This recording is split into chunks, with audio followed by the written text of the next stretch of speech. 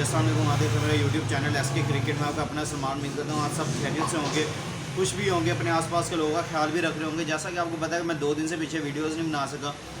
थोड़ा सा हमारा आपको पता है ब्रेकडाउन का मसला, बिजली का सबसे बड़ा पाकिस्तान में सारे शहरों की बिजली कल भी बंद रही, लाइट आज भी तंग कर रही है।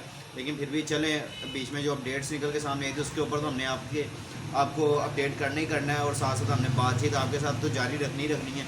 तो मैंने कहा चलो आज वीडियो बनती है। अभी मैं आगे थोड़ी देर में बैठा हूँ स्टूडियो में, कल काम कर रहा था, कुछ तबीयत भी अपसेट हो गई फ्री रह के, फिर काम के साथ साथ बर्डन के साथ साथ तबीयत भी थोड़ी अपसेट है।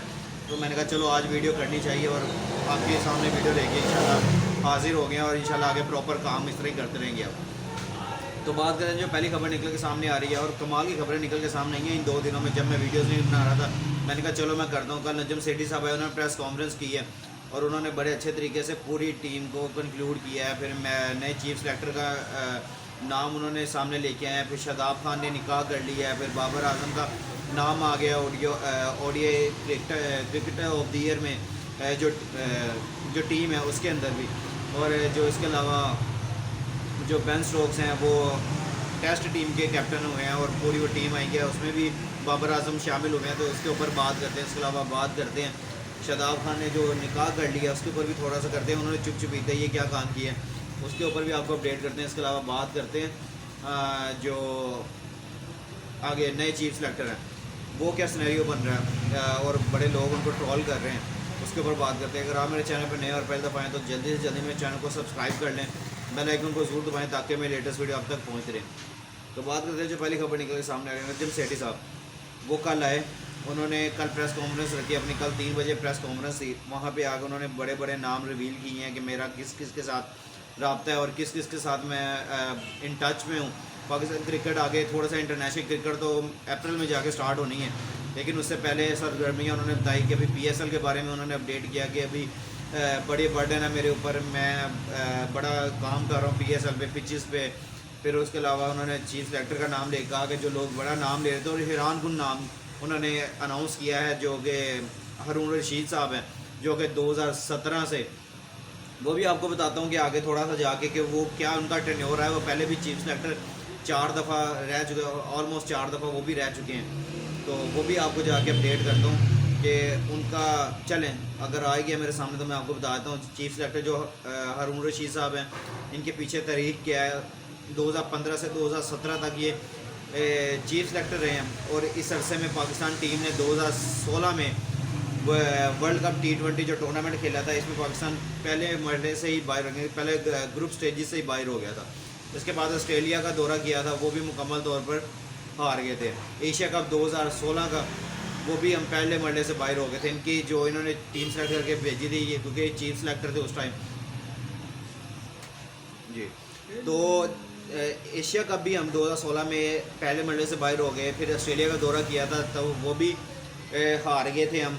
उसके बाद न्यूजीलैंड का दौरा किया, वो भी मुकम्मल तौर पर हार गए थे हम। एक बार फिर वो पाकिस्तान के चीफ सेलेक्टर बन के सामने आए। तो अब पता नहीं किस तरह का नजम सेठी साहब से सवाल पूछा गया, उनसे कहा गया कि आपने क्यों हारून रशीद साहब को लगाया, बड़े नाम थे और भी। लेकिन वो बात ये है कि वो बस एक बात ही करते हैं कि यार मेरे पास टाइम थोड़ा है, मेरे पास काम करने को बहुत ज़्यादा है और टाइम थोड़ा है, जिसमें मैं डिलीवर तो करना चाहता हूँ लेकिन पता नहीं क्यों नहीं कर पा रहे और किस तरह का। अगर आपके पास टाइम थोड़ा है तो आप किसी एक मेरिट पे बंदे को ला के आप उनसे काम करवा सकते हैं, आप उनसे अच्छे तरीके से मैनेजमेंट करवा सकते हैं। चीफ सिलेक्शन का जो ओहदा है वो बहुत बड़ा होता है, और पाकिस्तान टीम बड़ा कंट्रोवर्सी का भी वो शिकार रहता है, क्योंकि आपने वहाँ से वो सारी टीम सेलेक्ट करनी होती है, फिर हर टूर पे भेजनी होती है, फिर वहाँ से उसकी कारकर्दगी पे आपने मीडिया के सवालों का जवाब देना होता है, फिर पूरा आपके ऊपर प्रेशर होता है, आपने पूरी मैनेजमेंट को पूरी टीम को संभालना होता है, आपने पूरा अपना टेन्योर का जवाब दे होते हैं आप जो चेयरमैन को होते हैं। बड़ा ये कंट्रोवर्सी का होता रहता है हमेशा। जो भी चीफ सेलेक्टर बन के आते हैं वो हमेशा अपने कामों की वजह से बाहर जाते हैं, या जो भी सिलेक्शन की वजह से बाहर जाते हैं, या टीम में हारती है उसकी वजह से बाहर जाते हैं। तो आप अगर उनको ही दोबारा चांस देते रहेंगे, तो आपने अगर उनका पहला टेन्योर देखा है, दूसरा टेन्योर देखा है, फिर तीसरा टेन्योर देखा है, तो आपको खुद ही समझ आ जाती है कि यार ये किस तरह आप उसको दोबारा लेके आ रहे हैं। मेरे सामने तो सबसे बड़ा ब्लेंडर यही है पाकिस्तान क्रिकेट के लिए कि आपने दोबारा उसी लड़के को, उसी लड़का, सॉरी मेरे मुंह से लड़का निकल गया, उस 70 साल इंसान को दोबारा अगर आपने मौका देना है तो हमारे पास और कोई बैकअप पे तैयार नहीं है कि हम चीफ सेलेक्टर भी किसी को बना सकें।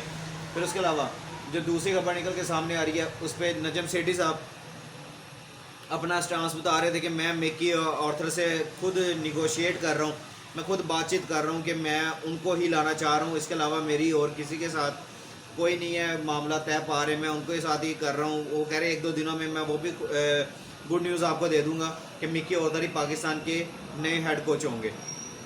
तो मिकी ऑर्थर भी आपके चले हुए कारतूस की तरह हैं, आपने उनसे काम ले लिया जो लेना था, लेकिन ठीक है आपके पास और ऑप्शन कोई नहीं है इस टाइम। फॉरेन कोच में आपने टॉम मोडी ने आपको मना कर दिया, उसके बाद एंडी फ्लॉर्ड ने आपको मना कर दिया, और भी बड़े बड़े नाम हैं जिन्होंने मना कर दिया आपकी कोचिंग करने से। क्यों? यहाँ पे मीडिया का प्रेशर बहुत ज़्यादा होता है, मीडिया का प्रेशर इतना ज़्यादा होता है कि यहाँ पे कोचेस भाग जाते हैं। शॉन टेट को देख ले, उन्होंने बेशक अच्छा काम भी किया, नसीम शाह को उन्होंने निखार के दिया है और दहानी उनके साथ वो बड़े अटैच हैं, तो आपको बॉलर मिले हैं उनके टेन्योर में, लेकिन आपने क्या किया उनको, जब वो दौड़े पे हैं और बिल्कुल अच्छे तरीके से वो टीम को मैनेज कर रहे हैं, आपने बता दिया कि आप टीम के साथ नहीं है। जब ठीक है उनका एक पीरियड ख़त्म हो रहा था तो आप उनके एक्सटेंशन नहीं करना चाह रहे होते में, तो आप उनको कॉन्ट्रैक्ट आप उनका ख़त्म कर दें तो आप उनको खुद ही पता लग जाए, लेकिन आप उनको जलील कर रहे हैं बीच में और बता रहे हैं कि भाई आप इसके बाद नहीं आप रहेंगे, हम फ़ौरन कोचेज़ लाना चाहते हैं, हम ये करना चाहते हैं, आपका ये है वो है। इस तरह साकी भाई वो भी बड़ा नाराज़ होके गए हैं। तो सारे बात जो कंक्लूड करके मैं आपको ये बताना चाहता हूँ, इन शॉर्ट मैं आपको ये बताना चाहता हूँ कि भाई नजम सेठी साहब के पास अभी तक कोई प्लान नज़र नहीं आ रहा। चीफ सेलेक्टर साहब वही थक्कड़ से लेके आए हैं दोबारा। मैं तो यही कहूँगा, चाहे किसी को बुरी लगे चाहे ना लगे, थक्कड़ से चीफ सेलेक्टर दोबारा लेके आ गए जिनका कोई काम नहीं है। हारून रशीद साहब का बोर्ड के साथ, पिछले बोर्ड के साथ भी काम करते रहे हैं, लेकिन उनके यानी कि पिछले बोर्ड यानी कि इन्हीं के साथ ही काम करते हैं, लेकिन इनका कोई पुराना रिकॉर्ड मैंने आपको जो बताया कि हमने इनके दौर में जो 2015 से 2017 तक ये चीफ सेलेक्टर रहे हैं, तो क्या इन्होंने बड़ी अचीवमेंट ली थी वो भी आपको बता दी है मैंने कि कितनी बड़ी इन्होंने अचीवमेंट ली है। बाकी आपको सारा खुद ही समझ आ जाए कि नजम सेठी साहब हर तरह से मीडिया को किस तरह हैंडल करते हैं। बैठ के उनसे सवाल जो सादा से पूछे जाते हैं, अपनी मर्ज़ी के सामने बिठाए जाते हैं, और जो लोग सामने बैठते हैं मीडिया में वो बिल्कुल सादा से सवाल पूछ के और खुश हो जाते हैं और उनको भी खुश करते हैं। लो जी हमने किसी को तंग नहीं किया, हमने कर दिया। तो आप सबको पता है फिर मैं किस बात पे इशारा कर रहा हूँ। मैं नहीं नाम लेके किसी को क्रिटिसाइज़ करना चाहता।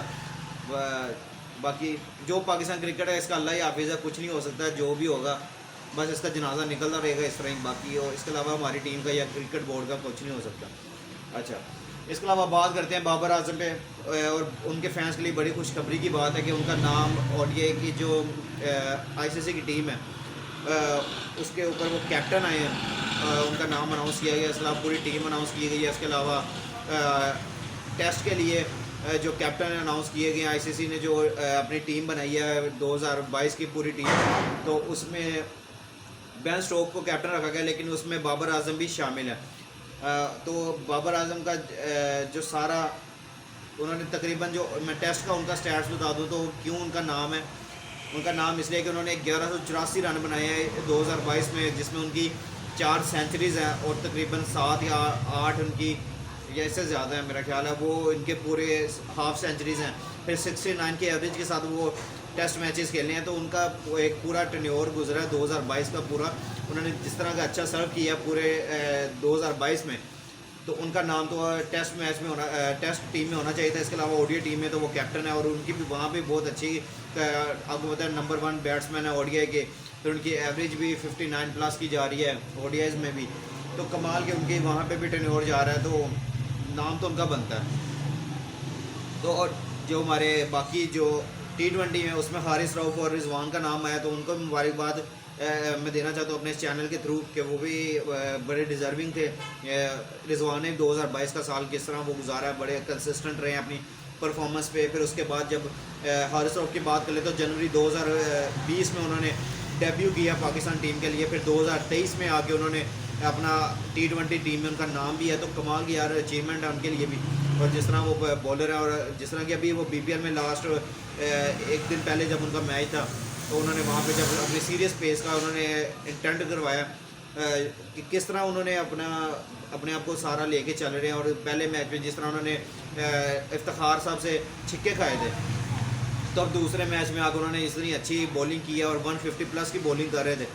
तो सबको समझ आ गई होगी कि भाई वो किस तरह की बॉलर हैं। अगर एक ओवर में लग जाना कंसिस्टेंट छक्के तो ज़रूरी नहीं है कि वो बॉलर बैक नहीं कर सकता, वो दोबारा अपने आप को बैक करके और अपने लिए खड़ा हो सकता है।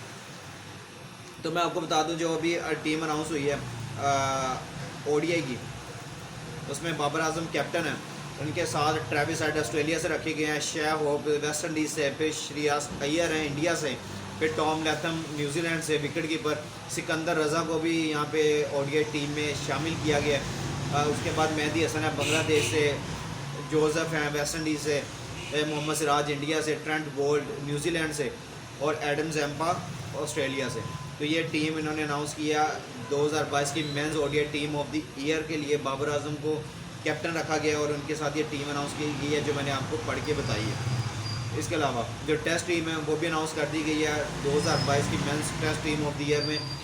बेन स्टोक ने लीड करना है इसमें, यानी कि उनको कैप्टन रखा गया इसमें। उसके बाद उस्मान ख्वाजा हैं, ब्रेथवेट हैं, ये भी वेस्ट इंडीज़ के, मार्नस लाबुशैन ऑस्ट्रेलिया के कमाल के ये बैट्समैन है, नंबर 1 है इस टाइम टेस्ट मैचेस में, टेस्ट रैंकिंग में मैं कह रहा हूँ, सॉरी।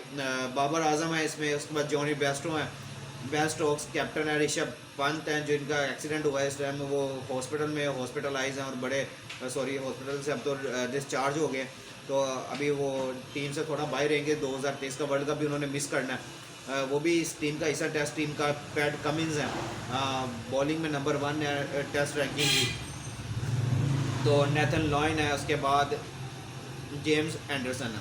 तो ये इनके टेस्ट टीम भी इन्होंने अनाउंस कर दिया। ICC ने आगे अवार्ड्स होंगे तो पता चलेगा क्या बनता है। अच्छा, इसके अलावा बात करते हैं शादाब भाई का। हमने बस यहाँ पे बैठ के मुबारकबादें देनी है मेरे से क्या लोग, मैं बड़ा खुश हूँ इस बात पे कि शादाब भाई ने जो कल स्टांस लिया और बड़ा उन्होंने अच्छा ट्वीट किया। उन्होंने कहा कि मैं सकी भाई के जो मैं उनके मेंटोर हैं, उनकी बेटी से उनका निकाह हुआ है और माशाल्लाह से उन्होंने ये भी ऐलान किया कि मैं मीडिया पे ये तस्वीरें या ये नहीं लेके आना चाहता। मेरी फैमिली और मेरे जो वाइफ हैं और सकी भाई जो हैं वो चाहते हैं कि हम अपनी फैमिली को इस मीडिया से दूर रखें। और उन्होंने कोई अपनी पिक्चर बाहर नहीं करवाई, वो सिर्फ एक सादा सा जाकर उन्होंने निकाह किया और जो हमारे इस्लाम में भी जायज़ है। और जिस तरह उन्होंने जाके सिर्फ निकाह करके और वापस घर आ गए हैं, तो ये अच्छी बात है। अभी रुखसती नहीं हुई, निकाह किया सिर्फ, बाकी अब सारे प्लेयर रुखसती नहीं कर रहे, सिर्फ निकाह करे जा रहे हैं। अभी जब मेरी लास्ट वीडियो उसमें मैंने शान मसूद को मुबारकबाद दी थी, उनको कंग्रेचुलेशन कहा था मैंने कि उनका भी निकाह हुआ था। अब अगली वीडियो जब मैं रिकॉर्ड कर रहा तो मैं शादाब भाई को कह रहा हूँ, उन्होंने भी निकाह कर लिया। आगे अब बाबर आजम और इमामुल हक की बारी है, उनका भी ट्वीट आया, उन्होंने बड़े अच्छे तरीके से उन्होंने प्रेज़ किया और उन्होंने कहा कि अब हमारी बारी है, अब दूसरों की शादियाँ देख देख के हम पागल हो जाएंगे, तो अब हमें अपनी भी सोच लेना चाहिए। तो उनका भी ट्वीट आया हुआ था, तो बड़ा वो इन्जॉय करें। तो अल्लाह ताला इनके लिए भी आसानियाँ पैदा करे और इनको खुश रखे। हम यही दुआ करेंगे शादाब खान के लिए और बाकी सब के लिए कि जिनके निकाह हुए हैं, अब जो ऑफ सीज़न चल रहा है, सब ने अपने अपने घर भी बसाना शुरू कर दिए। तो हम सबको बड़ी खुशी है और हम सब की तरफ से आपको नेक ख्वाहिश आता है और दिल से हम आपके लिए दुआ करते हैं कि यार अल्लाह ताला आपकी आगे वाली जो सारा आप नया चैप्टर जो शुरू करें वो भी आपके लिए अच्छा साबित हो। तो ये जो टॉप खबर निकल के सामने आती है मैंने आपके साथ शेयर की। इंशाल्लाह मिलते हैं नेक्स्ट वीडियो में। अपना और अपने आसपास के लोग का ख्याल रखिएगा और दुआ में हमें भी याद रखिएगा। इंशाल्लाह मिलते हैं नेक्स्ट वीडियो में। टेक केयर, अल्लाह।